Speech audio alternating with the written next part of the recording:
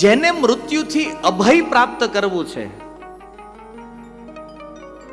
એને કોની શરણમાં જવું જોઈએ? તો કહે છે તસ્માત ભારત સર્વાત્મા. એ ભારત, જે સર્વાત્મા ભગવાન છે, જે હરિ છે, ઈશ્વર છે, એની શરણ લેવી જોઈએ. શ્રોતવ્ય, એની કથા સાંભળવી જોઈએ. કીર્તિતવ્ય છે, એનું કીર્તન કરવું જોઈએ. અને સ્મર્તવ્ય, એનું સ્મરણ કરવું જોઈએ. એ ભગવાન, તો અભય પ્રાપ્ત થાય છે. જો આ જગતમાં અભય ઘણા લોકો આપે. માની લો અમદાવાદમાં તમારે ભયથી મુક્ત થવું હોય તો અમદાવાદનો સૌથી મોટો ડોન હોય ને એની શરણમાં વયા જાઓ. પછી આખા અમદાવાદને ખબર પડી જાય કે આ ભાઈનો આદમી છે, આને અડાય. આખા અમદાવાદના ભયથી તમે મુક્ત થઈ જાઓ, પણ એ ડોનના ભયથી મુક્ત થાવ એનથી તમારે બીવું જ પડે. અચ્છા માની લો આખા ગુજરાતના ભયથી તમારે મુક્ત થવું છે, તો આખા ગુજરાતનો જે શ્રેષ્ઠ વ્યક્તિ હોય ને એના શરણમાં વયા જાઓ. એ આખા ગુજરાતથી તમને મુક્ત કરી દે, પણ એના ભયથી મુક્ત કરી શકે? તમારે આખા ભારતના ભયથી મુક્ત થવું છે ને, મોદીજીની શરણમાં વયા જાઓ. એ આખા ભારતથી મુક્ત કરે, પણ એનથી તો બીવું જ પડે તમારે. ઉદાહરણ મેં એટલે આપ્યું કે તમે સમજી શકો કે આ જગતમાં જેની પાસે આપણે અભયની અપેક્ષા રાખીએ છીએ ને, એ બીજાથી તો મુક્ત, બીજાના ભયથી મુક્ત કરી દે, પણ પોતાના ભયથી મુક્ત કરી શકતા નથી. પણ આ ભગવાન એક એવું વ્યક્તિત્વ છે કે એના શરણમાં જઈને જ્યારે તમે અભય માગો ને, ત્યારે એ સંસારથી તો અભય કરે, પણ એ પોતાનાથી પણ અભય કરી દે છે જીવને. એટલો નિર્ભય બનાવી દે છે કે જીવને ઈશ્વરથી તે ડરવાની જરૂર રહેતી નથી. આ જગતમાં ઘણા લોકો કે મને ભગવાન સિવાય કોઈની બીક નથી. ભગવાનથી બીવાની નથી જરૂર, એને પ્રેમ કરવાની જરૂર છે. એનાથી ડરીને શું ફાયદો છે? ડરવાથી કોઈ સંબંધ બનશે? પ્રેમથી સંબંધ બને છે. ભગવાન એક એવું અભય પ્રદાન કરે છે કે જેની શરણમાં ગયા પછી આ જગતમાં કોઈનાથી ભય રહેતો નથી, કોઈનાથી.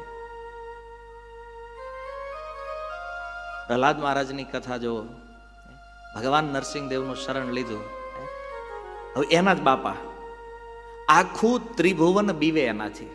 ખુદ નારદ મુનિ કહે છે કે મારે હાથ જોડીને ઉભા રહેવું પડતું તેની સામે. નારદજી, અને નારદજી કહેતા હું કહેતો હિરણ્યકશિપુ ભગવાન કી જય. નારદ કે મારે બોલવું પડતું. બોલો, આવો ખતરનાક માણસ, આખું ગામ એનથી બીવે. પ્રહલાદ નો જ બીતા. હિરણ્યકશિપુએ પૂછ્યું, પ્રહલાદ, આખો સંસાર ત્રિભુવન મારાથી ડરે છે અને તું બીતો નથી, તારી અંદર ઈ બળ છે કોનું? એ કે બાપા તમારામ જેનું છે ને એનું જ મારામ છે. જેના બળથી તમે પાવર કરો છો ને, એ જનરેટર એક જ છે, કનેક્શન જુદા જ, ખાલી એનું જ બળ કામ કરે છે. ઇલેક્ટ્રિસિટી એક જ છે. ભગવાનથી ભય નથી હોતો. હિરણ્યકશિપુનો વધ કરી નાખ્યો ને પછી ભગવાન એટલા ક્રોધિત હતા, એટલા ક્રોધિત હતા, કોઈ નજીક ન જાય. 33 કરોડ દેવી દેવતાઓની ઉપસ્થિતિ હતી ત્યાં. બધા દેવતાઓ જઈને પ્રાર્થના કરી, પણ ભગવાન શાંત ન થયા અને બધાને થયું આને નજીક જવાય નહીં. તમે વિચાર કરો, ભગવાનને માળા પહેરાવવાનું કોઈનું સાહસ થયું ત્યાં સુધી કે બ્રહ્માજી નહીં અને શિવજી નહીં, ન જઈએ ક્યાં નજીક. બ્રહ્માજીએ વિચાર કર્યો કે ગમે એવો માણા ટાઈટ હોય એના ઘરવાળાને બોલાવો એટલે ઢીલો તરત. લક્ષ્મીજીને બોલાવો, કે ઢીલા પડતા નથી ભગવાન. આજે લક્ષ્મીજી કે ઢીલા હું ન પડે, હાલો. કમળ હાથમાં ઘુમાતો ઘુમાતા આવ્યા, ક્યાં છે ક્યાં? ઈ કે જો સામે બેઠા. ઈ કે સ્વરૂપ જોયું, લક્ષ્મીજીએ સીધો યુટર્ન લીધો ધરતી. આ સ્વરૂપમાં કોઈ દી જોયા નથી ઘરવાળાની, કે આપણું કામ નહીં કે અહીંયા છે. ક્યાંક ક્યાંક તો ટીકાકારો કહે છે લક્ષ્મીજીએ બ્રહ્માજીને પૂછ્યું, આ પાછા મારા ઈ છે ને? ઈ કે લક્ષ્મીજી નો આલ્યા જ્યાં ઈ સ્થાનમાં બ્રહ્માજીએ કીધું જેના કારણે આ લીલા થઈ છે ને એને મોકલવા દે. પ્રહલાદ મહારાજને હાથમાં માળા લઈને મોકલ્યા. કોઈ ભય વગર, કોઈ ડર વગર જઈ ભગવાન નરસિંહદેવના ગળામાં માળા નાખી અને સાષ્ટાંગ દંડવત પ્રણામ કર્યા. ભગવાને 2 હાથથી પ્રહલાદ મહારાજને ઊભા કર્યા છે. 5 વર્ષનો બાળક, વિચારો, જ્યાં બ્રહ્મા ડરે, 33 કરોડ દેવતાઓ ડરે છે, ત્યાં ભગવાનનો ભક્ત પ્રહલાદ, એ ભગવાનથી કોઈ ડર નથી. ભગવાને એકવાર પૂછ્યું, પ્રહલાદ આ બધાને ડર છે મારાથી, તને બીક નથી લાગતી? પ્રહલાદ કે સિંહના બચ્ચાને સિંહથી હું ડરવાનું હોય ભાઈ. જે ભગવાનના દાસ થયા છે એ ભગવાનથી શું કામ ડરે છે? એનાથી પ્રેમ. આ અભય પ્રદાન કરે છે ભગવાન. રામાયણની અંદર જો સુગ્રીવે જ્યારે મદદ માગી ભગવાન રામની, ભગવાને કીધું સુગ્રીવને, સુગ્રીવ એક બાણની અંદર આ વાલીનો વધ કરી નાખીશ. સુગ્રીવને થોડોક સંશય તો કે પ્રભુ તમે અહીંયા આમ નામ જીકો છો, આમ નામ કે મારી નાખી, તમને ખબર એ વાલીનું બળ જોયું તમે? ભગવાન કે એક વાર મેં તને શરણ આપી છે ને, હવે આ જગતમાં બ્રહ્માય તે એને નો બચાવી શકે કે નો શિવ એને બચાવી શકે, અને મારા જ એક બાણથી હું એનો વધ કરીશ વાલીનો જોતો. હવે વિચાર કરો કે જે ભગવાન ઓપન ચેલેન્જ આપતા હોય કે બ્રહ્મા ને શિવય તે આપણા શિકારને બચાવી ન હોય, કે આ ઈશ્વર છે ને.